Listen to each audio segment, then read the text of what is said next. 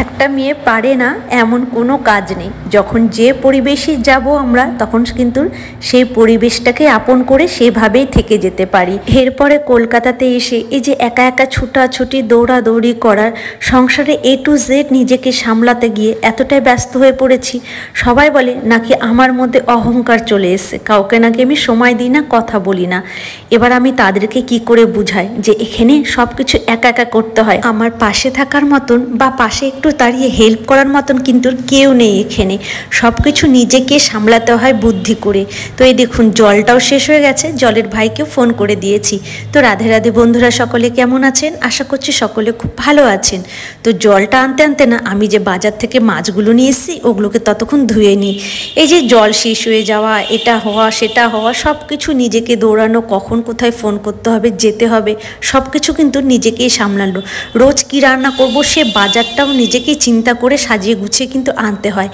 এখন না এখানে থেকে বুঝছি যে বাড়ির বড়দের উপর আমরা যতই রাগ দেখাই, যতই যাই করি না কেন, আমাদের পাশে থেকে তারা আমাদেরকে অনেকটা বড় হেল্প করে দেয়। এই বাজার ঘাটগুলো করা, এই যে সাথে বাড়িতে এসে আমাদের হাতে পাতে কাজ করা, এত কিছু করাটাও কিন্তু অনেক বড়। কারণ এখানে আমি একা একা আছি না, এখন বুঝতে পারছি যে একা একা থাকা, সব কিছুকে সামলানো, নিজের মাথায় সব কিছু সবসময় একটা হেডেক নেওয়া কতটা চাপ। বাড়িতে থাকলে কিন্তু এত কিছু চাপ নিতেই হয় না, শুধু লিস্ট ধরিয়ে দিলাম, এটা এটা বাজার নিয়ে আসবে, এটা এটা নিয়ে এসো, এটা ওটা করো। যাই হোক, এই যে ভাই কিন্তু জল নিয়ে চলে এলো, আমার মাছটা হলুদ লবণ দিয়েও মাখা হয়ে গেছে। তো ভাই কিন্তু জলটা নিয়ে এসে ওই উল্টিয়ে দেয়, আমি অত বড় ড্রাম কিন্তু উল্টোতে পারি না। তো এখানে মাছটা ভাজতে বসিয়ে দিয়েছি, এবার মাছের ঝোল করব। অনেকে এখন আমাকে মেসেঞ্জারে অনেক রকমের মেসেজ করে, বিশ্বাস করুন আমি মেসেঞ্জার একদমই ঘেটে দেখি না কি হয়েছে না হয়েছে, কে কি মেসেজ করেছে। অনেকে বলে আমার নাকি অহংকার হয়ে গেছে, এমনকি আমার ফ্যামিলিরও কিছু কিছু লোক আছে ভাবছে আমার নাকি বেশ কলকাতাতে এসে অহংকার হয়ে গেছে। আমি এবার সবাইকে কি করে বুঝাবো যেখানে এসে যে আমি একা একা পুরোটা দিন পুরোটা সময় লড়াই করছি। যখনই বাজারে যেতে হয় আমার একা যেতে হয়, মাথায় এত কিছু চিন্তা ভাবনা রাখতে হয়, এত কিছু বাজার করা, মাসের বাজার থেকে শুরু করে সবজি বাজার থেকে শুরু করে রান্না বান্না করা থেকে শুরু করে আবার বাচ্চাটাকে সামলানো। মানে ছেলেটা আমার যে বড় হয়েছে ঠিকই, কিন্তু তাকেও তো আমাকে দেখতে হয়, তাই না? ওর খাওয়া দাওয়া, ও যে যাচ্ছে ক্লাসে, সব কিছু তো আমাকে একটু দেখতে হয়। তার মধ্যেও আমি কিন্তু সবসময় হাসি মুখে ভিডিওগুলো করি, হাসি মুখে ভিডিওগুলো ছেড়ে দিই।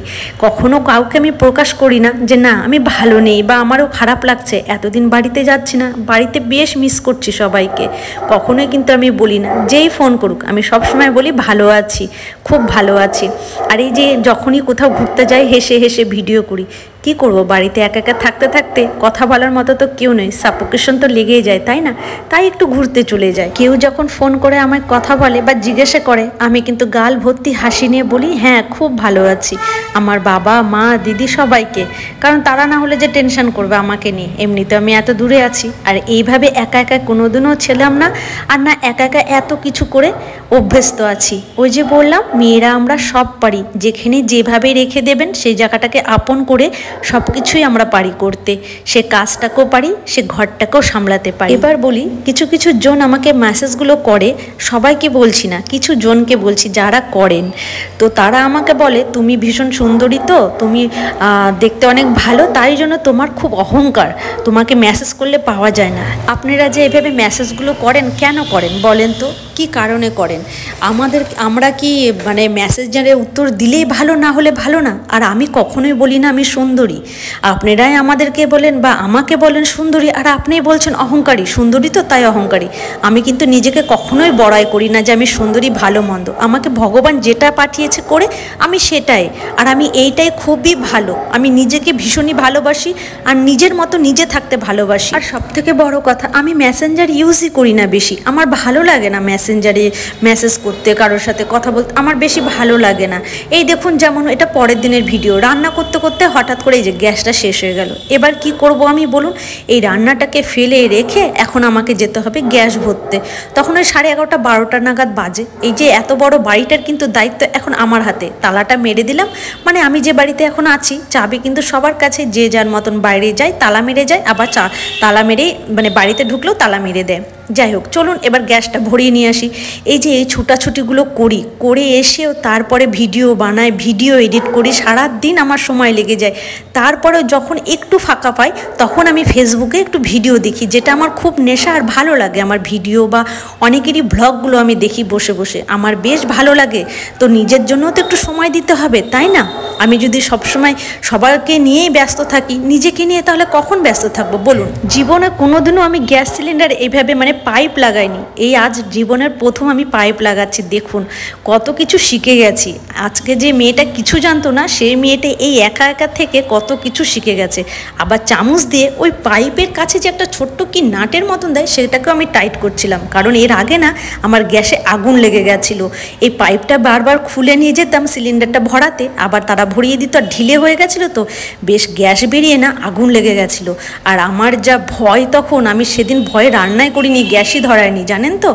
তারপরে ওকে আবার ফোন করলাম, ও বললো সঙ্গে সঙ্গে গ্যাসের দোকানে নিয়ে যান। এই যে এরকম জ্বালাতে গেলে এই সিঙ্গেল ওভেনগুলো মাঝে মাঝে একটু ডিস্টার্ব করে, আবার বাড়ি টাড়ি দিয়ে ঠিক হয়ে যায়। তো তারপরে দোকানে যখন নিয়ে গেলাম, দাদাটা চেক টেক করে দুটো ওই গোলের মতন কী সব থাকে, যাই হোক ওটার আমি নাম জানি না, ঠিক আমাকে দুটো দিয়ে দিল, বললো এই দুটোকে চাপিয়ে লাগিয়ে নেবেন একটা গ্যাসের সিলিন্ডারের ওখানে আর একটা ওভেনের এখানে। আর এই দেখুন মাছগুলো যেহেতু ওইভাবেই রেখে চলে গেছিলাম, কিছুটা মাছ না, এই 4টে মাছ একদম ভেঙে গেছে। এবার আমি কি করলাম, আর এই কড়াইয়ে কিন্তু মাছ ভাজলাম না, যে বাকি মাছগুলো যদি ভেঙে যায়, পরে ওই আর একটা আমার ননস্টিকের পাতলা মতন কড়াই ছিল, ওটাতেই ভেজে নিলাম। আর দেখুন মাছের কতগুলো তেল, ওই আমেরিকান রুই মাছ নিয়ে এসেছিলাম তো সেটারই কতগুলো তেল বেরিয়েছে। আর করেছিলাম সাথে আলুর দম মটরশুঁটি দিয়ে, মাছের কালিয়া, আর করেছিলাম এদিকে মা আর ছেলের জন্য ওই শীষ পালং নিয়ে এসেছিলাম, শীষ পালংয়ের চচ্চড়ি। আমার না বেশ ভালো লাগে শীষ পালং খেতে। চলুন রান্না বান্না তো সব কমপ্লিট, এবার না লাঞ্চটা সেরে নিই। লাঞ্চ করে আবার যে অনেক কাজ আছে।